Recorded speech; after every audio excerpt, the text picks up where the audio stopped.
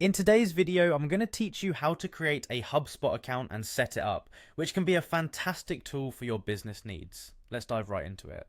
First, you're going to want to open your web browser and navigate to the Hubspot homepage by going to hubspot.com. You'll find a host of tools and software options for your business needs there.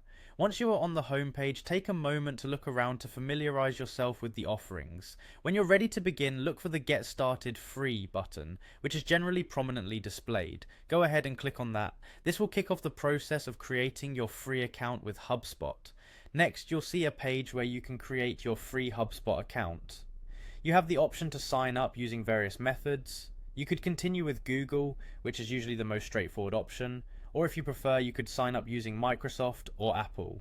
Choosing the right option will depend on your personal or business email preferences and which is more convenient for you. Once you have selected your preferred sign-up method, complete the necessary fields and then HubSpot will ask you to verify your email. Head over to your email inbox and look for a verification email from HubSpot. Click on the link provided to verify your account. This step is crucial as it ensures the security and setup of your new account. After verifying your email, HubSpot might direct you to a trial guide page. This page provides valuable information about maximizing your trial experience and eventually becoming familiar with some of HubSpot's premium features. Even though we're focusing on account creation today, it might be helpful to bookmark this page for future reference. Once your account is set up, you might want to integrate other services with HubSpot, which can enhance its utility tremendously. For this, you'll head over to the integrations section. This section is crucial for connecting HubSpot with other applications you use. Simply click on integrations and you'll be taken to a page where you can explore and set up various integrations suited to your business or personal needs.